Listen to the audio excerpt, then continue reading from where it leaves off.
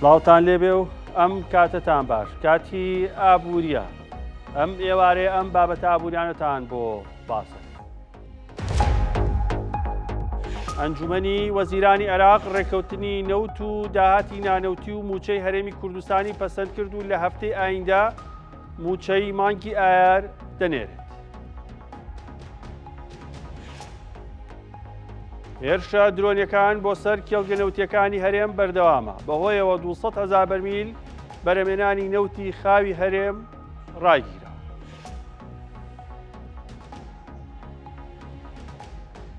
بەهۆی قەیرانی داراییەوە بە سەدان کرێکار کارەکانیان لەدەستداوە و خاوەن کارەکان بەهۆی نەبوونی بازاڕەوە ناتوان ڕۆژانەی کرێکارەکانیان دابین.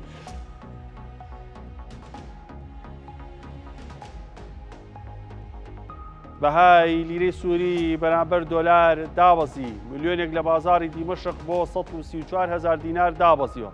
بەڵام لە هەرێمی کوردستان بە پێچەوانەوە بەهاکەی بەرز بوو.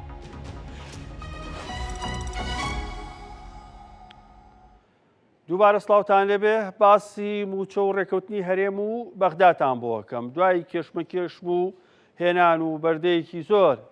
سەرنجام ئەنجومەنی وەزیرانی عێراق ئەمڕۆ ڕێکەوتنی نەوتی هەرێمی کوردستانی پەسەند کرد. ڕێکەوتنەکە بە پێی بڵاوکراوەی نووسینگەی سەرۆک وەزیرانی عێراق محەممەد شیع سوودانی لە 3 خاڵ پێگاتووە کە خاڵ یەکەم پەیوەستە بە بابەتی نەوت واتە ڕادەستکردنی نەوت، خاڵی دووەمیان پەیوەستە بە داهاتی نانەوتی هەرێمی کوردستان و خاڵی سێمیشان پەیوەستە بە بابەتی ناردنی موچەی فەرمانبەرانی هەرێمی کوردستان. لە هەرسێ خاڵەکە بەڕوونی ئاماژە بە بڕی ڕادەستکردن و شێوازی ناردنی موچە هەروەها داهاتی نانەوتی هەرێمی کوردستان کراوە و پێویستە حکوومەتی هەرێمی کوردستان پابەند بێ پێوەی و حکوومەتی عێراقیش بە هەمان شێوە. ئەم ڕێکەوتنە تا کۆتایی ئەم ساڵەوە تا کۆتایی ساڵی بودجەی 2025 وە کۆی کاماژەی پێوەکراوە لە ساڵی 2026 پێویستە ڕێکەوتنی نوێ لە نێوان هەردوو لا بکرێ بە تایبەت ئەگەر یاسای بودجەی عێراقە بێ. پێشتر هەرێمی کوردستان داوای کردبوو تا یاسای بودجەی نوێ پێویستە ئەم ڕێکەوتنە هەبێ، بەڵام قبوڵ نەکرا تا کۆتایی ئەم ساڵ ڕێکەوتنەکە واژۆکرا.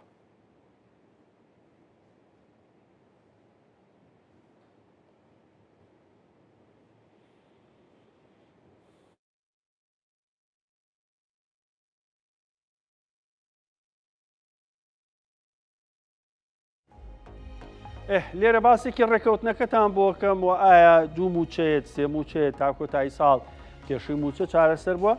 یاخودنا بە جارێک باسی وردەکاری ناو ڕێکەوتنەکەتان بۆ بکەم. هەرێمی کوردستان بە پێی دوایین راپۆرتی دیوانی چاودێری دارایی عێراق و هەرێمی کوردستان ڕۆژانە 280,000 بەرمیل نەوت بەرهەمەهێنێ. ئەمە لەسەر بنەمای ساڵی 2024 ئەم ژمارانە دیاریکرا و هەرێمی کوردستان خۆشی پەسەندی کرد و پشڕاستیشی کردوێتەوە. ئێستا ڕێکەوتنەکە بەم شێوەیە. پێشتر حکوومەتی عێراقی وت کە 280,000ەکەم بەرێ 46,000 بەرمیل نەوتان ئەینێ بۆ ناوخۆ بەکاری بێنن بە پێوەی کە پێشتریش خۆتان واتان وتۆ بەرێمی کوردستانی وەری کوردستانیش نەخێر ئێمە پێویستمان بە 65,000 بەرمیل نەوتە ڕۆژانە بۆ ناوخۆ بەکاری بێنین لەو 280,000 بەرمیلە. سەرنجام نە 220 و نە 230 کە ئەمایەوە لە دوای بەکارێنان 240 ببورن 230,000 بەرمیل ئێستا ڕادستی عێراقەکرێت. بە پێی ئەو ڕاگەنداوی نووسینگەی سەرۆکی ئەنجومەنی وەزیرانی عێراق بڵاوی کردوێتەوە ئاماژە بۆ کراوە کە هەرێمی کوردستان پێویستە ڕۆژانە فەورەن وشەی فەورەن بەکارهاتوو واتە دەم و دەست بە خێرایی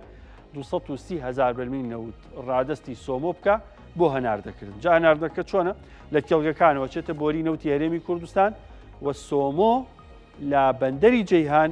نەوتەکە ڕۆژانە ئەبێ 230,000 بەرمیل نەوتی بەدەست گەشتوێ لە کۆگاکان لەوێ کۆگایەکە و ئیتر ئەی فرۆشێ. ئەوە حکوومەتی عێراقا بەکوێ فرۆشێ بە چ کۆمپانیایە بە چ شێوازێ لە چ بازاڕێک وی کاتە چ کەشتێکەوە هەرێمی کوردستان ئیلاقەی نیە تەنها لە بەندەری جیهان سۆمۆ چاوەڕێی گەیشتنی نەوتەکەی هەرێمی کوردستانە. واتە لە هەرێمی کوردستان هەرێمی کوردستان خۆی حکوومەت خۆی وەزارەتی سامانە سروشتیەکان لە کێڵگەکە بەرەمێنێ کاتە بۆریەکەی هەرێم و ئەچێتە بۆری نەوتی هەرێمی کوردستان بۆ جەیهان لە جەیهان سۆمۆ وەرێگرێ کە پێویستە 230,000 بەرمیل نەوت بێ و حکوومەتی عێراق ئاماژەی بۆ کردووە پێی ڕێکەوتنەکە ئەم 230,000 ئەگەر هاتوو هۆکارێک ڕوویە کە نەتوانرێ هەنار دەکرێت ئەوە پێویستە لە بری سۆمۆ بدرێ بە وەزارەتی نەوتی عێراق واتە بدرێ بە وەزارەتی نەوتی عێراق لە ناو خۆی بەکارێنێ چی لێکایەنە ئەوە شتێکی ترە. هەروە ئاماژە بۆ کراوە کە هەرێمی کوردستان 50,000 بەرمیل نەوت بۆ ناوخۆی خۆی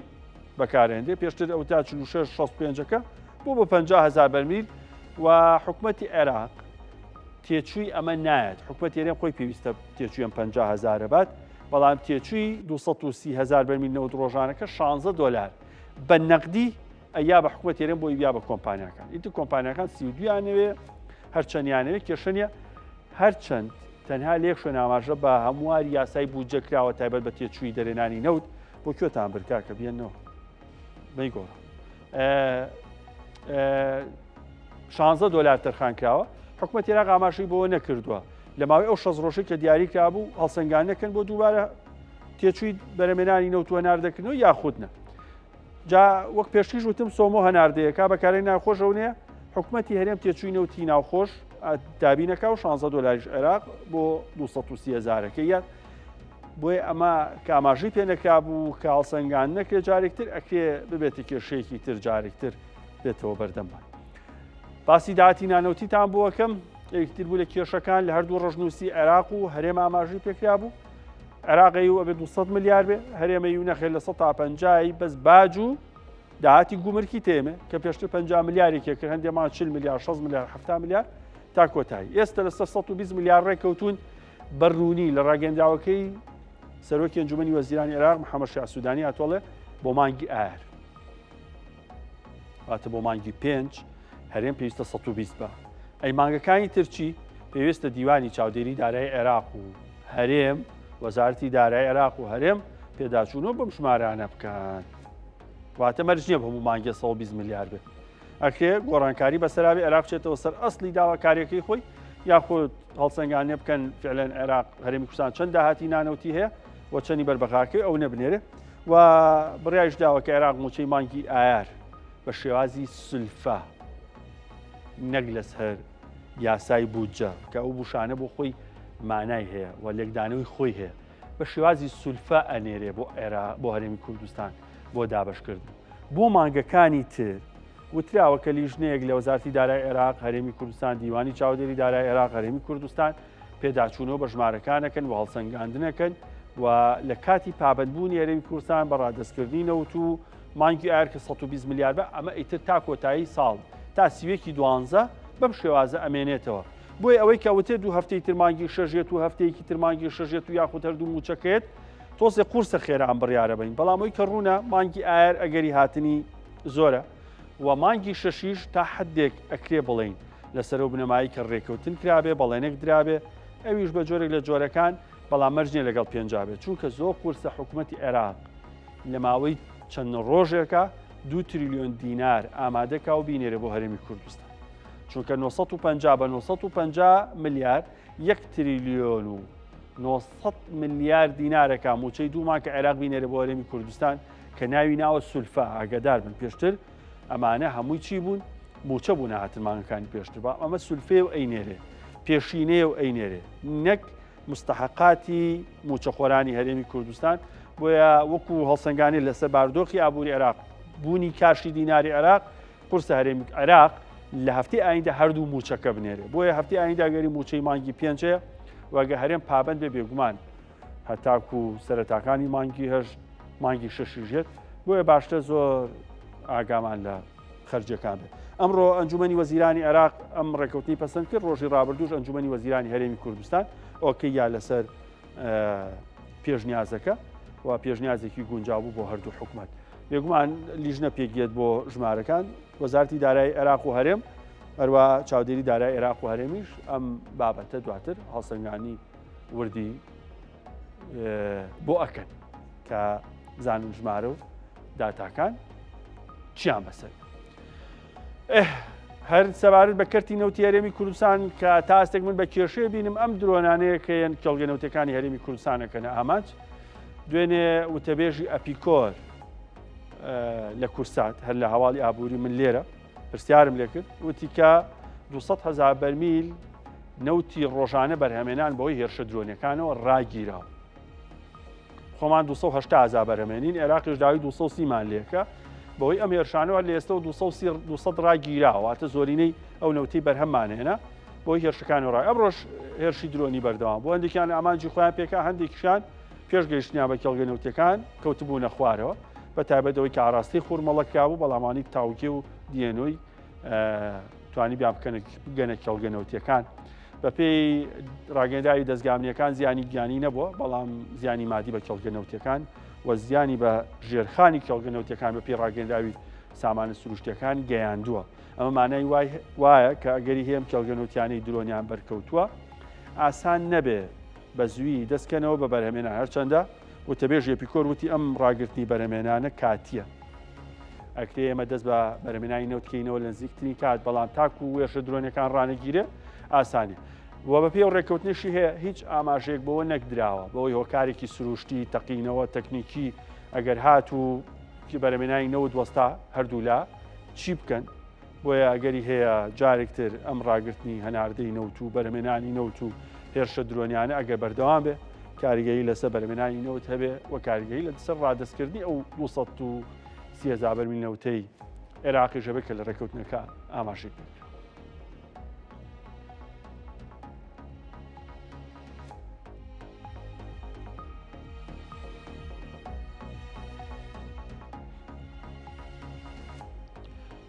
ئەم نەهاتنی موچە و دواکەوتنی موچە و دابشکردنە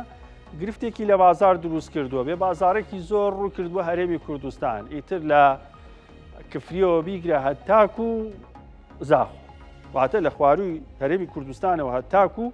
ئەگاتە سەروی هەرێمی کوردستان کێشەیەکی گەورەی بۆ بازار دروست کرده بوو خاوەن کار و دوکانار و کارگە و تا کۆتایی جۆرێک لە بێ بازاڕیان هەبوو بەشێک ئێمانە شاگرد و کرێکاریان هەیە نیانەتوانین لە کاتی خۆیانە ڕۆژانیان بنێ یاخود مانگانیان بنێ و هەفتانە گەر هاوکاری یاخود ئەفبوورە موچەکانیان حەق دەستی کارەکانیان نەک هاوکاری وەربگرن بەهۆیەوە سەدان کرێکار بێکار بوون و بەشێکی زۆری کرێکارەکانیش ئەگەری دواکەوتنی کرێکانیان هەبوو یاخود کەمکردنەوەیان هەبووە جا ئەمان دۆخەکان لەگەڵ فەرمانبەران جیاوازە ئەوە ڕێککەوتنێکرا و موچەی فەرمانبەران هات بەس کرێکاران چی بکەن ئەو چەند ڕۆژەی فەوتاوە چۆن قەرەبووی داهاتەکانیان بکەنەوە و چیان بۆ کرێ ئایا هیچ ڕێگە چارەیەک هەیە کە بێگومان ئێستا لەسەر و بابەتش گفتوگۆ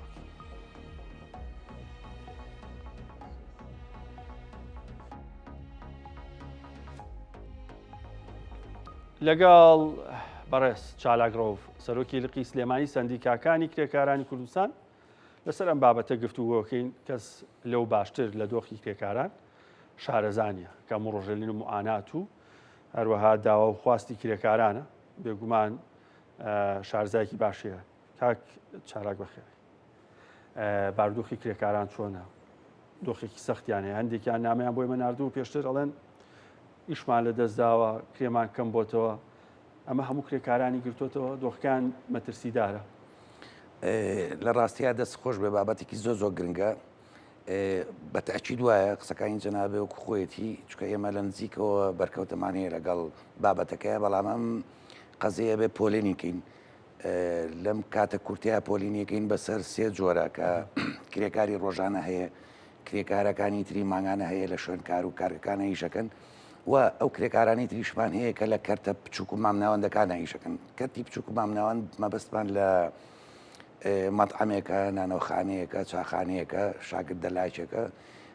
شاگردی فیتەرێکە یعنی هەموو ئەمانە ئەمە ئەو کەرتە بچووکانن کە کرێکارن ئیشی تیاکەن بە دڵنیاییەوە ئێمە لەم ماوەیە کە پێشتریش قسەمان کردووە جەنابەت یعنی زۆرمان گفتوگۆ کردو پێشتریژەر بەسییان خراپە ینی کرێکارانی بیناسازی حاڵیان زۆر خراپە جاینە سەرەوە بەس بوو ئەم ماوەی کە هەرێمشان بە دۆخی تایبەت تێپەڕیەوە دۆخیان چۆن بوو کرێکار هەیە کاری لە دەستدا بێ ژمارەیان زۆرە من بۆ ئیسپاتی قسەکەم بابەتێکە پێوە ژێرمەوە کە کەیسێکە لە لامە چەند ڕۆژە پێشئیستا خۆم چوومە شوێنکارەکە وەستایەک ئیشەکات وەستاکە پێویستی بە خەلفێ و شاگردێکە لە مانگی یەکەمە شاگردەکەی زنداوە لە مانگی دووەمە خەلفەکەی زنداوە چۆن ئیشەکە خۆی هەموو ئیشەکان خۆ ئیکا پێم وت لێم پرسی چۆن خۆ دەموو ئیشەکانەکەی وتی کاکە من هەفتەی پێشوو 30,000 پیا کردووە لەم گەراج و دوکانەمە هەفتانەی خەلفەکە لای من 90,000 ئەی من چەنی بم بە و چەنی بۆ خۆم خەرجکەم چەنی بۆ کری دوکان و کارەباکەم خەرجکەم لەبەرەوە هانا ئەبەن کاک بیلال هەموو ئەوانە ئەو بەڕێزانەی ئیشەکەن خاوەنی کەرتە بچووک مام نەوەندەکانن کاتێک اقتصادیان دابەزێ کاتێک ئابووری و داهاتەکانیان بەرەو نەزمبوونەوە ئەڕوا یەکەمین هەنگاو کە دەسی بۆ بن بۆ چاکردنی ئەم قەزەیە کەمکردنەوەی کرێکار و کارمەندەکانە لەلایەنە چکە بۆ ئەمانە بنەمایەکی ئابووری پتەویان نییە وکو کارگە گەورەکان وکو کارگە زەبەلەحەکان کابرا ئێستا منەمونەیەم بۆ جێڕایتەوە ینی تۆ خەلفیەکە لایە هەفتانەی کرێی هەفتانی ئەو لای ئەو خاوەنکارە 90,000 بووە ئەو خۆی لە هەفتەکە 30,000 پیا کردووە ئەبێ ئەم 30,000 بۆ 90,000 بە 60 بخاتە سەر لە گیرفانی خۆی ئەم خاوەنکارە نیەتی کەرتی بچووکە ئەمانی کە کەرتی مامناوەندن بە تایبەتەوانی کە شاگردیەکەن شوێنکارن ئەیتر کارگەی بچووک بێ یاخۆ پیشەوەرەکان بن ناکرێ بە شتی تر قەرەبیان بکرێتەوە بۆ لە داواکاری لە حکوومەت بکرێت لێخۆشببوونی کارەبایان بۆ بکرێت باجیان بۆ بکرێت بۆ یەکەم شت دەست بۆ دەستی کارەکە نەبن پرسیارێکی زۆر جەوهەری و کرد ئێمە ماوەی 2 مانگە خەریکی قەزەیەکی کە سەبارەت بە نانەوخانە و فڕن و سەمونخانەکانە لەم شاری سلێمانیە بە پێی بڕیاری ئەنجومەنی وەزیران بڕیارێک گاتوتە خوارەوە کە ئەم لێخۆشببوونی لە ڕسوماتی باج بۆ ئەوانە هەندێک تعدیلاتی تیا کردووە ئەمە وەزارەت بڕیاری لەداوە ئەم بابەتە لە هەولێر و دۆک جێبەجێکرێ لە سلەیمانی جێبەجێ ناکرێت بەداخەوە لە کاتێکای مەهانەمان بۆ پارێزگای سلەیمانی بردووە جەناوی جێگری پارێزگاری سلەیمانی نووسایی بۆ کردوین ئاراستەی لایەنە پەیوەندی دارەکانی کردووە بەڵام بۆ جێبەجێ نابێ بۆ لە خۆیان بپرسی بەڵێ وایە ڕاستە ئەبێ حکومەت قەرەبیان بکاتەوە ئەبێ حکومەت هاوکاریان بێ بەنوبنە ساڵانی ڕابردووە ئێمە لە نانەوخانەکانە ئەمان حکومەت ئەیتوانی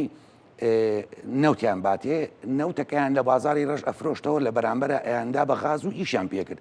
ئەمە دەستگیرەوەیەکی زۆر باش بوو بۆ نانەوخانە و سەمونخانەکان کە ئەمە نەما کابرایی خاوەن نانۆخانەکە چیەکەیانی هانابە بۆ ئەوی دەست بۆ زیادکردنی نانە باشی خەرجی کەمی کاتەوە کرێکارێزنی خۆی سەرەتا لە بەرەوەی قەیرانە نەبوو ئەوان هانیان بۆ ئەوە بکەنانەکان 6 بکەن بە هزار یا وەزنەکەی دەستکاریکەن یا یعنی یەکەم جار ئەم حاڵەتیان لە بەرچاوگر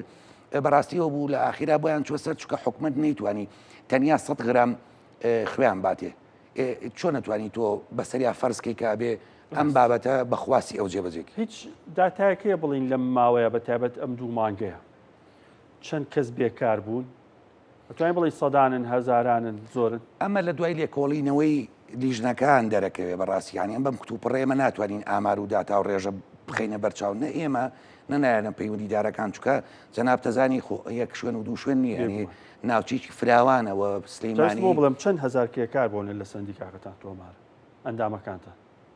ئەندامی ئێمە جیاوازە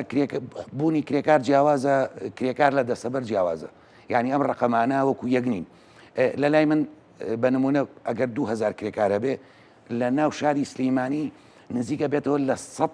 سنووری سلەیمانی 100,000 کرێکارمان هەیە ئەم کرێکارانە ئەوانن کە بە ڕۆژانەی ئیشەکەن ئەوانن کە بە یاسایی هاتوون ئەوانن کە بە نایاسایی هاتوون ئەوانن کە گەشتیارن کرێکاریەکەن نزیکە بێتەوە لە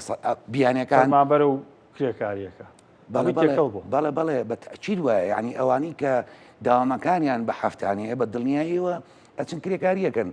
کرێکاری ڕۆژانەش ئەکەن لەسەر بینا و باڵەخانەکانە و ئەوەی کە گەشتیارە داخلی هەرێمی کوردستانە بەداخەوە ینی ئەوانە زۆرێک ئەوانە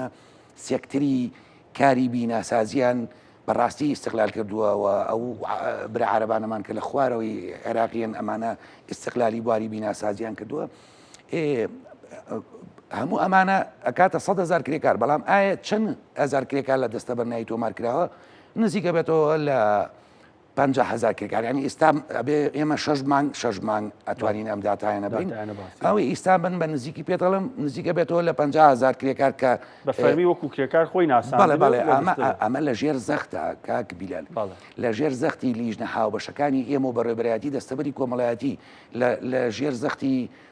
لیژنە هاوبەشەکانی ئێمە و قایمقامەتی سلەیمانی یعنی ئێمەی سندیکای کرێکاران لیژنی هاوبەشمان لەگەڵ ئەم لایەنانەیە هەیە ئەمانە بەیانی لە سعە 8ەوە تا 4 ئێوارە شوێنکارەکان بەسەرەکەنەوە لە کاتی زەڕور و ڕووداوە شوێنکارەکان بەسەرەکەنەوە لە ژێر زەختی ئەمانەیە ئەمانە کرێکار هەیە هیچ نەخۆ خاوەنکارەکان خۆیان نەدزنەوە لە دەستە بەرکردنی کرێکاران لە سنووقی خانەنشینی یعنی باسم کرد ئەم کرێکارانە هەیە ئەوەی لای ئێمەشە ئەوەی کە متمانەی بە ئێمەویەت کرێکاریەکە ئەوش ڕێژێکی دیاری کراوە ینی خۆ کرێکارەکان مەرجنی هەمێستا کرێکاری گوێی لێمە بێ کاکچالاک بڵێ من لە سندیکا خۆم بکەم بە ئەندام سوودی چی ئەبینم زۆر سپاس ینی بەرچاوڕوونێکی هەبێ زۆر سپاس سوودی یەکەمی ئەوەی ئەو کرێکارە ئەوەیە ئیشتراکی ماگانەی کرێکارەکە لای سندیکای کرێکاران کامە یاسا ڕێکی خستووە جەنابە پیاوی قانونیت یاسا هەموو ئەم بابەتانی ڕێخستووە ئێمە بە یاسای 52 سندیکای کرێکاران پێکاتوە ینی ئێمە یاسامان هەیە پەیڕەویەکەین ئیشتراکی ماگانی کرێکارێک لای ئێمە 1000 دینارە سێری ئەم جیاوازی ئێمە و ڕێکخراوەکانی کەکە بە هۆکاری ئەوەی ئەم ئیشتراکە مەماگانە ناتوانێت بیدا کۆمان کردوێتەوە بە ساڵانە 12هزارەکە ئەم کرێکارەکە لای ئێمە نای خۆی تۆمارەکە بە 12هزار ئیشتراکەکە پارێزەری خۆبەخش 24 ساعت لە خزمەتیایەتی هەر کێشێکی بێت هەر کێشی لەگەڵ خاوەنکار لە شوێنی کار لە هەر بابەتێکە و بۆ دڵنیایی جەناب و بینەران ئەتوانن من چەند جارێک ئەم تەحدایم کردووە توانن کامێرەکانتان بێنن دۆسیەکانی دادگای کار و ئەوانی محامەکان کردویانە بیخینە بەردەستان کە ڕەنگە نەمانتوانی بێ هەموو ئیشەکان بکەین بەڵام کردومانە زۆر بەدەمیەوە چن زۆرمان هەیە ئەوەی دەرگای ئێمە بەدەمیەوە چین ئەمە خاڵی دوو ئێمە داشکانێکی تەندروستیمان بۆ ئەو کرێکارانە کردو کە لای ئێمە لە یەکێ لە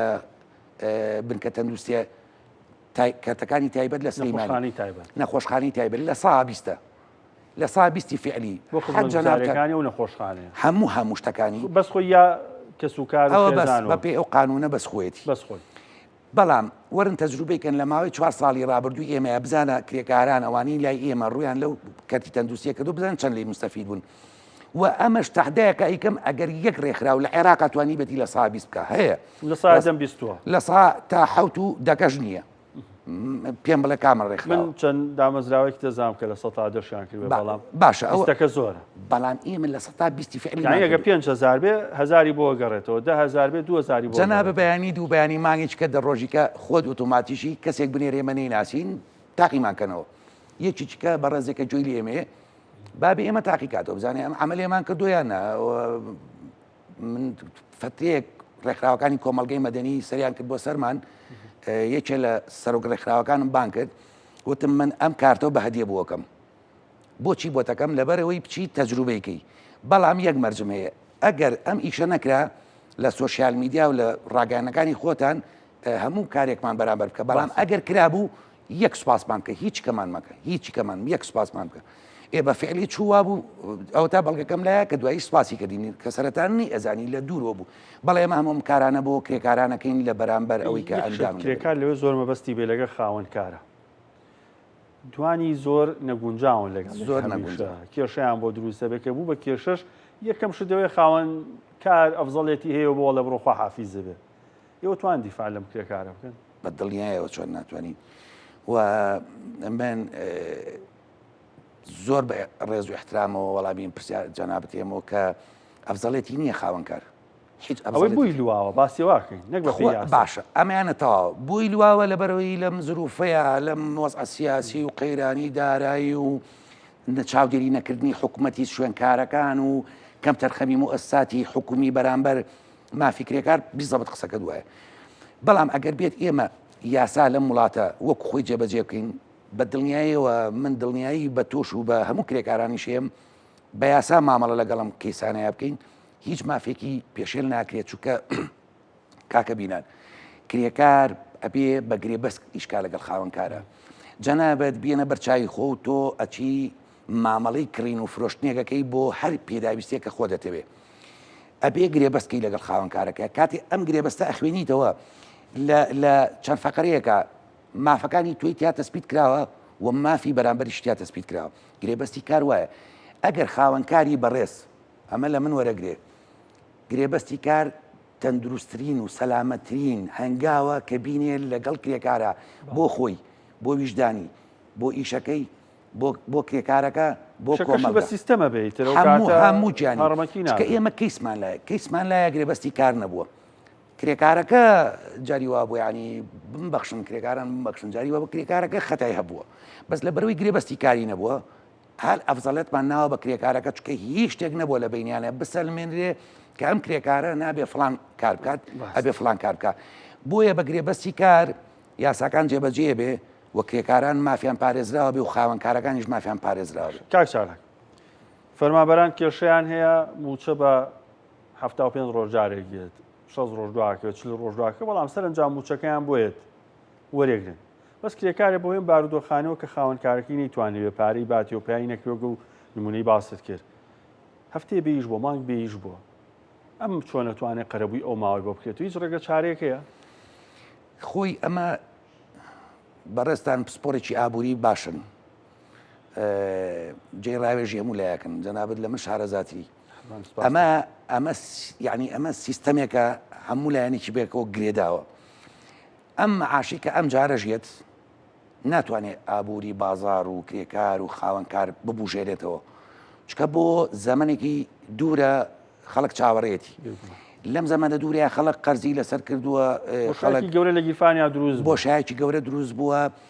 یعنی مەترسیەکەی ئەوەیە ئەم جارە من دڵنیایی ئێم جارانی کە کۆمەلگا ئەم دەرزەی وەرنەگرتە بوو چکە ئێمە زۆر جار بەم قەزەیە ڕۆشتوین فەرمانبەران موچێکی زۆریان لای حکومەتە بەڵام تا ئەم جارە ئەو دەرزە مەزبوطیان وەرنەگرتو یعنی دەرزیان لەم کارە ساتە وەرنەگرتو کە ئەم جارە فەرمانبەران من دڵنیایم ئەم جارە فەرمانبەران ئەیانەوێ قەرەبووی ئەمە بکەنیانی بە مەترسیەوە جارێککە داهاتەکانە خەنە بازارەوە بۆیە ئەم قەزەیە پێی ئەچێت تا ئەم کرێکارانە ئاخینەوە شوێنی خۆیان باشترین کار ئەوەیە باشترین ئیش ئەوەیە کە حکوومەتی هەرێمی کوردستان لایەنە پەیوەندیدارەکان وەزارەتە مختص بەم بابەتانە ئەو حەقەی کرێکاران کە لەلایەنە بیخەنەوە بازار بۆ ئەوەی خۆیان ئارام بن کرێکاران باشکەنەوە خاوەنکارەکانیش چاکەنەوە ئەوەی کە من ئەڵێم بیخەنەوە بازار چییە سیرکە ئێستا لە نەکاتی نەبوونی موچەی فەرمانبەرانە ئەو کەرتانەی کە لە سەر بۆ وەزارەتی کار و کاروباری کۆمەڵایەتی ڕاستە تا ئێستا بایکۆتیان نەکردو بەڵام زۆر بە سستی ئیشەکەن خاوەنکارێک کە ئەوێ بچی ئەستۆپاچی خۆی بکا لەوێ پارە با بە سندوقی خانەنشینی و پارە با بە حکومەتەوە چ پارایە بە حکومەت بەڵام جاری وایە بە مانگێکی شەکەی تاو نابێت لەو مۆسەیە بەڵامەیەک حکوومەتی هەرێم بۆ پارە وەرگرتن و نەخاوە بێ کارچان هۆکارەکەی ئەوەیە حکومەت ماشەڵار حەزی لە وەرگرتنی پارەیە ئەو سێری کاگویلان حکومەت کوردبوتنی ئەڵەیە کەرێشک بە عەربان ناگێ ئەم خاوەنکارە ئەگەر ئەم مانگە پارەکەی نییە لە ماوەی ئەم سی ڕۆژەیە ئەستۆپاچیەکەی نەکرد بێت لە ڕێی پارێزەرەکەی لە ڕێی خۆیەوە لە ڕێی کارگێرەکەیەوە ئەستۆپاچی لەو دایری نەکرد بێ حکومت قازانجێتی بڵێ بۆ مانگی دووەم غەرامەکەی بە دووەوە ئەگەر مانگی دووەمیش تاوی نەکرێت مانگی سێم ئەبێ بە سێ ئەوەنە یعنی ئەو ڕێژەیە وەکو شوێنەکانی کە نییە یەک جاری زیاد بکاوتەوە وانی بە بەردەوامی کە تۆ تاریخ تەخیریەکەی ئەم پارەیە چێتە سەری بۆیە حکومەت قازانجێتی یعنی ئێستا لێ دووەرناگرێ مانگچکە لێ دووەرەگرێت مانچکە لێ دووەرناگرێت دوانیکە لێ دووەرەگرێت ئەنجا شتێکی لەوە زۆ گرنگتر حکومەت بە ئەحترافی وەزیری جەنابی وەزیری کار و کاروباری کۆمەڵایەتی بەڕێز کە لە زاری خۆیەوە هاتووە سندوقی خانەنشینی لای حکوومەتی هەرێمی کوردستان تریلیۆن دیناری بەرەوژوتیایە سندوقی خانەنشینی کرێکاران کە لای حکوومەتی هەرێمی کوردستانە پارەکەی ناوی ئەو ڕقەمە بە ڕقەمە بە پارە نەماوە ینی سوێلیتیانشەکە واز لێ بێنی بەس بە ڕقەم سەر و تریلیۆن دینارەکە تایەتی زیاتر لە مەعاشی مانگێک ئەبێتە بازار بێگومان بازار نیوەشی بێ دەرە بژێتەوە کاک بیلال کرێکاران بۆچی وەزیان خراپە با بچینەوە سەر بابەتەکە کرێکاری دەستە بەرەکراوی وەزعی خراپە بۆ لەبەرەوەی لەم سندوقە کاتێک کرێکارێکی منێکی کرێکار ناوم تۆمارە لە سندوقی خانەنشینی لە بەڕێبەرایەتی دەستەبەری کۆمەڵایەتی لە سەتا حەڤەی موچەکەم ئەدرێ بە سندوقە پێنجی لە کرێکەی خۆم دوانزەشی خاوەنکارەکەی بۆ مەدا باشە یاسا بەس ئەمەی باس کردووە پارەی وەرگرین بیخەنە سندوقەکە و دوای خانەنشینیکەین نەخێر باسی ئەوەی کردووە بێ بیمەی تەندروستی بۆ بکا بێ حاڵەتی بێکاری دوومانی بۆ چارەسەرکە بێ مۆڵەتی دایکایەتی بۆ ژنانی کرێکار بکە یەک دنیا خزمەت گوزاری هەیە کە ئێستا دەرفەت نییە من هەموو بابەتەکەەوە باسکەم یەک دنیا خزمەت گوزاری لە بەرامبەر هەیە بۆ کرێکار کە ئەبێ بیکە ئەرکە یاسایە لەو سندوقە ناکرێت بۆیە کرێکاران متمانیان نییە بۆ سندوقە ناچن ناوی خۆیان تۆمارکەن جاری وایە لیژنەکانی ئێمە تووشی گرفتی زۆر گەورابوون لەگەڵ کرێکارە کە کرێکارەکە لە سەر شوێن کارەکەی ئاڵێ من پێویستیم بەوە نیە ناوم تۆمار مەکە کوی ئەم بابەتە وەسکی کرێکارانی خراپ کردووە زایدە نەمەش هاتوۆتە سەری کە ئەم قەیرانی هەیە لە بازارە سێریکە سەرباقی چۆڵەوانی بازار مەطعەمەکان دوکانی لەفەکان چاخانەکان جاران سێ کرێکاری شێکرد دوو کرێکاری شێکریستا بۆ بە یەکێ بۆ بە دوان یعنی ئەگەر چوار بوو بێ کردوێتی بە دوان بێ کردوێتی بێ یەک بوو بێ خۆی ئیشەکەکە چکە یەکەمین ئاسانترین کار بۆ ئەوان ئەوەیە یەکەمین کارکردەسی بۆ بن دەرکردنی کرێکاران ئەوەی کە من ئەمێ لێرە بیڵەمەوەیە زۆر جێی خۆشحالیە لە ماوەی ئەم چەند سەعاتی ڕابردووە تا ئێستا من هاتمە لای جەنابەت ئەوەیە کە لە هەموو تاوی دنیا و لە کوردستانە دەرکەوت کە خاڵی ئەساسی و جەوهری بۆ باشتر گوزەرانکردنی هاوڵاتیان و سەرخستنی پرۆسەکان یەکڕێزی ماڵی کوردەکە ئیسپات بوو ئێستا ئەم حاڵەتە ئیسپاتی کرد کە ئەبێ یەکڕێزی ماڵی کورد لەسەر و مشتێکەوە بێ خاڵی دووەمی ئەوەیە کە بۆ هەموو لایەک ڕوون بۆوە کە جەنابی کاک باڤڵ ئیسپاتی کرد درێژە پێدەری خەباتەکەی مامە بۆ بەدەستێنانی مافی خەڵک کە ئێستا لەم چەند سەعاتی ڕابردووە ئەم کارانی کردویانە جی ئومێدە ئێمە هیوا ئومێدمانەوەیە کە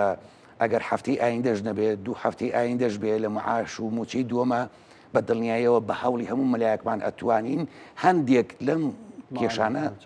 چارەسەر بکەین. بەڕێز چالاکڕۆف سەرۆکی لە قیسلێمانی سەندیکاکانی کرێکارانی کوردستان زۆر سوپاس بەرچاوڕوونێکی باشە من حەزەکەم ڕۆژێکیش بێم بۆ سەندیکە من نزیکەوە لەگەڵ باردۆخی چاوەڕێەکەم شوکاریەوە ئیشێکی تایبەت چاوەڕێمەکەم جەنابێ بەخێربی زۆر سوپاس بۆ ئامادەبوون. لەسەر بابەتی بەهای دراوەکان هەندێ شتان پێڵم لیرەی سووری لە ناوخۆی سووریا لە دیمەشق و شارەکانی سووریا ئەمڕۆ دابەزینی زۆری بەخۆبینی بەڵام لە هەرێمی کوردستان پێچەوانەکەی بوو لە بریەوەی کە دابەزێت بەرز بووە لە 24 ساعتی ڕابردوو بە تایبەت ڕۆژی ڕابردوو لیرەش لە هەرێمی کوردستان دابەزینی بەخۆبینی بەڵام ئەمڕۆ بەرز بووە بە پێچەوانی هەندێ باردۆخی ناوخۆی سووریا ئەمڕۆ جارێکتر لیرە لە هەرێمی کوردستان کەمێک بەرزبوونەوەی بەخۆبینی بەڵام لە ناوخۆی سووریا دابەزین ملیۆنێک لیرەی سووری لە ناوخۆی سووریا گەیشتە نزیکەی 134,000 دیناری خۆمان بەڵام لە هەرێمی کوردستان 145,000 لە کاتێکا دوێنێ تا 142,000 دیناریش لیرەی سووری دابەزی بوو. دیناریش ئەمڕۆ تاستێک بەرزونیزمێکی کەمی بەخۆبینی بەڵام ئاراستەکەی ئاراستەی بەرزبوونەوە بوو و پێچێت لە هەفتەی ئایندە و هەفتەکانی دواتری شادینار دۆخی باشتر.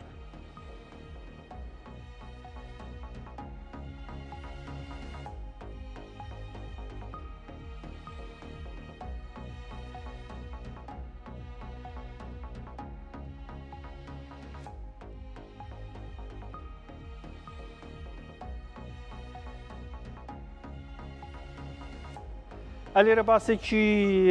بازاری هەرێمی کوردستان و عێراقتان بۆ کەم بەهای دراوەکان بزانین گۆڕانکاری چی هەبووە. $100 بازاری سلێمانی بە 140,400 دینار بازاری سلێمانی داخرا ئەم نرخە ئەم بەهایە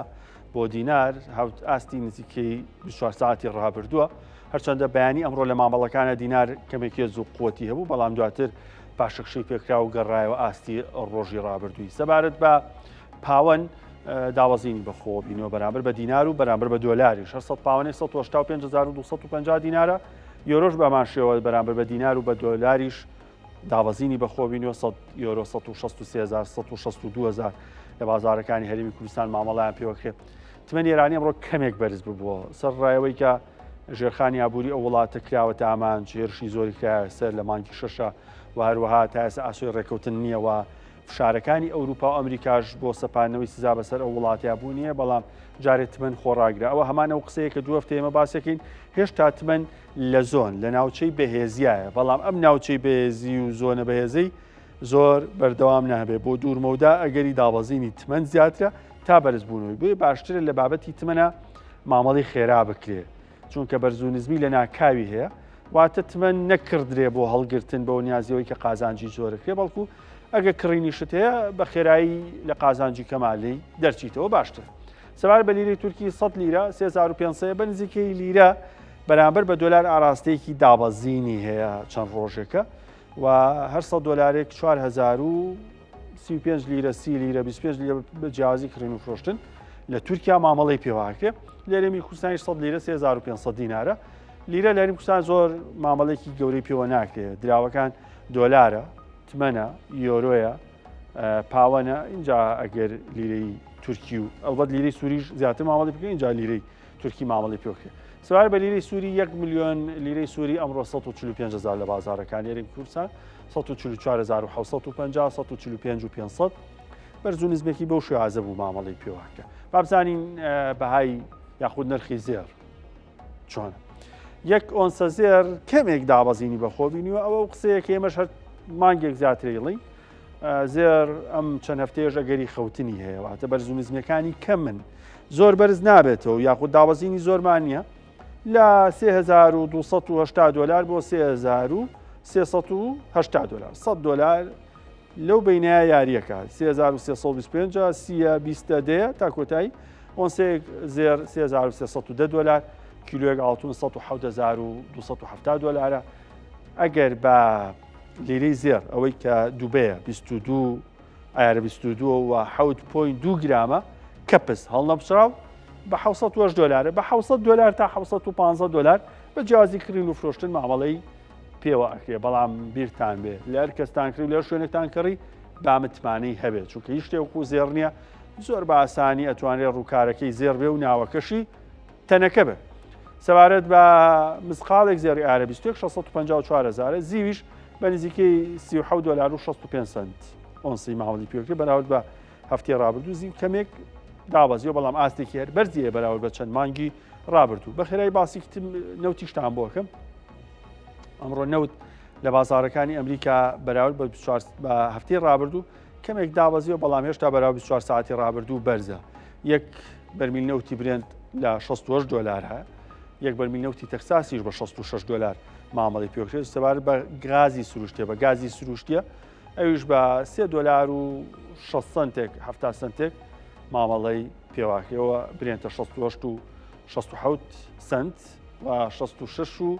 80 سنت بۆ تەکساس وارووا 3 دلار و 61 سنت بۆ 1 میلیۆن گەرمەکە لە غازی سروشتی ئەم نرخانە نرخێکی باشن بۆ عێراق و بۆ ئەو وڵاتانەی کە بەرەمێنەر و هەناردەکاری نەوتن جا نازانم لەگەڵ بڕوا قسە بکەین لەگەڵ بڕوا محەممەد پامنێری کورسان نیوز بزانین بارودۆخی بازاری دراو چۆنە قساکەین بڕوا سڵاو لێبێ بازاری دراو چۆنە هەڵەنە بم قەرار بوو لەوەی کاکجەباریش قسە بکەی بزانین کاکجەباریش بۆ چوونی چۆنە لەسەر دراوەکان بە تایبەت مەبەستمە باسی لیرەی سووری و تمەنمان بۆ بکە لەگەڵ دینار و ئەوانی تریش دکتۆر سڵاو لێبێ وەڵی نازانم ئەم بڕوا محەممەدە بۆ لە کۆڵ من نابێتەوە بڕوا بەهادینم جا سەبارەت بەهادینە بەڵامی تر زوو لەگەڵ ئەمیر و ئەوانە لێمان تێکەچێ ئەوە بە ئەمەمان لابێ ڕێکیەکەینەوە بڕوا بەهاتی دکتۆر ئەوسا من لە ناوی ئێوەیە غەڵەت بەکرێسە ئێوە لە ناوی منە غەڵەتەکەن بەس قەیناکە جا دکتۆر سەبارەت بە بابەتە دراوەکان قسە بکەین یان ئێستا خۆت دەزانیت کە بەهای دینار ینی لە بەرزبوونەوەی بەرچاوە بەرامبەر بە دۆلاری ئەمریکی و هەڵبەت باز لە کۆمەڵێک لە بابەتەکانی یاخود بەهای دراوەکانی دیکەش دەکەین لەگەڵ یا من کاک جەبار گۆران تێبێژی بازاری دراوی سلێمانیم لەگەڵایە هەندێک زانیاری زیاتر لەو وەردەگرین کاک جەبار جان سڵاو لێبێت دەنگواست زۆر بەخێر زۆر سپاس کاک جەبار ئێستا بەهای یعنی 100 دلاری ئەمریکی بەرامبەر بە دینار چەندە؟ بەڵێ تەمان ئێستا بازاری ئەڵگۆری دراوی سلێمانی داخراوە بەڵام لەگەڵ داخستان تقریبا بە 140,500 دینار داخرا 100 دلار بە 140,500 دینار دکتۆر ینی ئەم ماوەیە دەبینین کە بەهای دینار بەرزە بێتەوە یعنی ئەمە هۆکارەکەی چییە و بۆچی دەکەن؟ ئەتوانین بڵێن چەند عامیل و چەند هۆکارێکی سەرەکی هەیە یەکێکیان نرخی حواڵەی خارجی کە ئێستا زۆر سەریع زوەگاتە جێتی مستەفید و بەشێک لە بانکەکانیش زیاد لەو دۆکۆمنت و فاتورانەی کە بەدەستیان نەگات و حواڵاکەن لەوە زیاتر تەحویلەکرێت بۆ دەرەوە واتە توانین بڵێن لە دەروی عێراق و دۆلارن کە تەحویلەکرێت زیاترە لە قەبارەی ئەو ئینڤۆیسانەی کە هەیە بەڕاستی ئەمەش وا ئەکا کە ئەو دۆلارە زیادەی کە تەحویلەکرێت جارێکی کە هاوردەی ناوخۆی عێراق بکرێتەوە لە بازاڕەکانی موازیان بازارەکانی ئاڵوگۆڕی دراوە ئەفرۆشێتەوە. ئەین بە زۆرێک لە زۆرگامە بۆتە بزنس بۆن منە بەڕێزت ئینڤۆیسێکی 100,000 دلاری هەیە باشە ئینڤۆیسەکە لە باتی 100,000 ئەیکەی بە 200,000 دلار بەڵام خۆی تۆ لە حقیقەتە پێویستی بە 100,000 دلارە واتە سەدی تری زیایە بێ و سەی جاری کە تەحویلی ناوخۆی عێراق کرێت و لە بازاری ئازادا فرۆشێت. تەمەنەگە بیژێڕیتەوە بۆ بانک هەر 132کە بەڵام بێنیتە ناو بازارەکانی ئاڵوگۆڕی دراوە زیاتر لە 140,000 دینارەکەمە بە زۆرێک لە زۆرگان بۆتە بزنس ئەمەعمەلیە ڕۆژانە بەردەوامە بۆیە بەهای دیناری بەهێز کردو لە بەرامبەر دۆلاری ئەمریکیە. یەکێکی تریش لە هۆکارەکان دواکەوتی موچەخۆران و فەرمانبەرانی هەرێمی کوردستانە کە ماگانە نزیکە 957 میلیارد دینارە ئێتەمەن قەبارەی خستنە ڕووی دینار لە بازاڕ کەمە بێتەوە لە بەرامبەرە خواز لەسەر دیناری عراقی زیاد بێت و خواز لەسەر دلاری ئەمریکی کەمە بێتەوە. توانین بڵێن ئەمە هۆکار ئەتوانم بڵێن بەنسبەی تقریبا 1000 تا 1500 دینار پەیوەستە بە دواکەوتنی موچەی فەرمانبەرانەوە چونکە خۆی خصوصیەتی بازار بریتە لە خواست و خستنە ڕوو مەنی سەپلای مەنی دیمان واتە کە تۆ خستنە ڕوو زیاد بوو لە بەرامبەرە تەڵەب کەمە بێتەوە. باشە ئێستا بە حکمی کە تۆ ئەمە 2 مانگ یعنی نزیکەی 2 تریلیۆن دینار بڵێن فەرمانبەران موچی خۆیان وەرنەگرتووە واتە وەکوایە تۆ لە بازاری بازرگانی بازاری ئەنینە تەبادولە 2 تریلیۆن دینار بێنی بیکشێنیتەوە کەواتە کە کشانتەوە تەڵەب ڕاستەوخۆ لەسەر دیناری عراقی زیاد بێت. توانین بڵێن ئەم دوو عامیلە سەریش ئەو دوو هۆکارەیەکە بەهای دۆلاری لە بەرامبەر دیناری عراقیە دابەزانەوە. سەبارەت بە لیرەی سووری ینی لیرەی سووریە لە سووریا بەڕاستی دابەزێ بەڵام لێرە بەرزە بێتەوە هەرچەندە لە ڕۆژانی ڕابردوودا بینیمان کە گرژەکانی نێوان سووریا و ئیسرائیل ڕەنگە بۆ نمونە کاریگەری هەبوو بێ ئێستا بەهاکەی چۆنە ئێستا هەر لەگەڵ داخستنی بازاری ئاڵگۆڕی دراوی سلێمانی بە 144,000 دینار داخرا لە بەرامبەر 1 میلیۆن لیرەی سووریا هەڵبەت کە لێرەش دابەزیوە لەو ماوەی ڕابردووە بە پێی ئەوەی کە بەشێک لە سزاکان لەسەر بڵین دەوڵەتی سووریا لاچێت تقریبا بەرز بۆ تا نزیکەی 200,000 دیناریش بەرز بووە بەڵام ئێستا دەبە حکمی کە وەکو سیاسەتی نەختینەی بانکی مرکزی سووریا هیچ دەستکارێکی سعری سەرفیان نەکردووە هەڵبەت لە ڕابردووە بە چەند مانگ جارێک دەستکاری سعری سەرفیان نەکرد واتە لە 13,000ەوە 13,000 لە بەرامبەر دۆلاریکی ئەمریکیە بەرزیان کردەوە بۆ تقریبا 12,000 دوایەوە کرا بە 11,000 و کەسرێک ئەمە ژوای کرد کە بە جۆرگ لە جۆرگان خواست لەسەر لیرەی سووری زیاد بکە بەڵام ئەوە تقریبا زیاتر لە 2 مانگە دەستکاری سعری سەرف نەکرەوە هەر خۆی هەڵدراتەوە هەڵەنە بمازام لە بانکی مرکزی سووریا بە 11,000 و کەسرێکین کراوە کە نزیکەی 129,000 دینارەکەوێ لێرەش ڕاستەخۆ تەسیراتی لەسەر خۆی شێڕایی لیرەی سووریش دروست کرد و لێرەش دابەزی. کاک جەواد بابەتی تمەن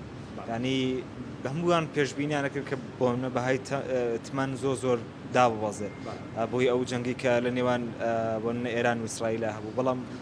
ئەماوەی دەبینین کە نرخەکەی جێگیرە ینی لە داهاتوودا چی لێ دێتەوە کارێک ئەزانی زیاتر دەتوانین ئەمە میش بڵێن چەند هۆکارێک یەکێک لەو ماوەی ڕابردووە بۆرسای فیردەوسی داخرا باشە و تەبادول و تەداولاتەکان تۆزێک لە ئێرانە کەم بۆتە بۆی ناسەقامگیرە سیاسیەکانەوە و لە بەرامبەریشا بە حکمی ئێران زیاتر لەگەڵ عێراق و لەگەڵ ئەفغانستان و تەنانەت ئیماراتی عەرەبیش تەبادولی بازرگانی هەر هەیە و بەردەوامیش خواز لەسەر تەمەنی ئێرانی هەبووە و پێشبینی و تەوقعاتی بڵێن بەشێک لە بڵێن مامەڵەکاران و بازرگانەکان و تەنانەت شرۆڤەکارانیش بۆ چونیان وایە کە ڕەنگە جارێکتر دانوستان لە نێوان ئەمریکا و ئێرانە دروست بێتەوە چونکە هەر هینە عباس عێراقچی ڕایگەیاند کە ئێمە دەرگای گفتوگۆمان دانەخست و واڵامان کردووە لە بەرامبەر ئەمریکا بەڵامە بێت دڵنیایی تەواو وەربگرین کە لە ئەسنای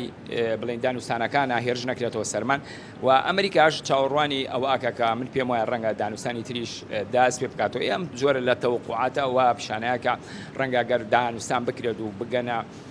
بڵێن ڕێکەوتن بە تایبەت لەسەر پرسی ئەتۆم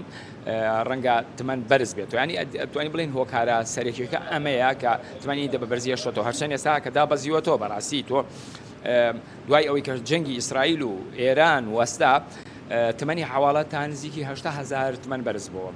باشە تمەنی کاژ نەقدی تا 7,000 تمەن بەرز بووە بەڵام ئێستا تقریبا 8,000 تمەنی کاشەکەش تقریبا 1,000 مامەڵی پێوەکرێت. زۆر باشەکەمەزە دەکێشە دکتۆر جانیانی ئەوە زانیارەکان و سەبارەت بە بەشێک لەو دراوانی کە ئێستا ینی زۆر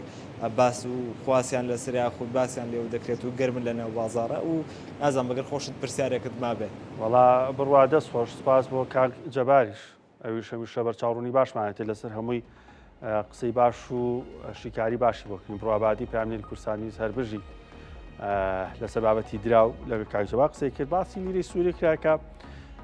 بێگومان جیاوازێکەیە لە هەرێمی کوردستان و ناوخۆی سووریا ئەوش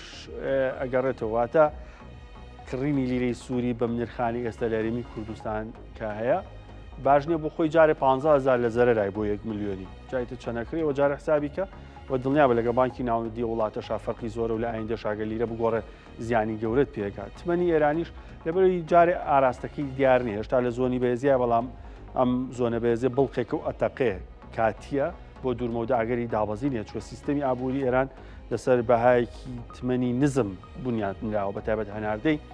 بۆیە باشتر ئەوەیە تمەن نەکڕی بۆ هەڵگرتن ئەگە بۆ هەڵگرتنیش کڕیتە باشتر لە نرخێکی گونجاو خۆتی لێ دەرباسکەیت سەبارەت بە دیناری عێراقی ئەمە دوایین قسەتان بۆ بکەمەوەیە کە هەفتەی ئایندە و هەفتەی دوای ئەویش واتە لە 15 ڕۆژی ئایندە بە دیاریکراوی لە 20 مانگەوە لە 19 و 20 مانگەوە هیە مانگە هەتاکو 28 و 29 مانگ ئەو دە ڕۆژە هەفتەی ئایندە و تاکو ناوڕاستی هەفتەی دواتریش ئەگەری دابەزینی دۆلار لە بازارەکانی عێراق بە شێوازێکی بەرچاو لە ئارایە بەرزبوونەی دینارمان هەیە ئەگەری هەیە 100 دلار تا 130,000 دینار بێت بۆ هیوایی کە ئابوورێکی زۆر باشتانە.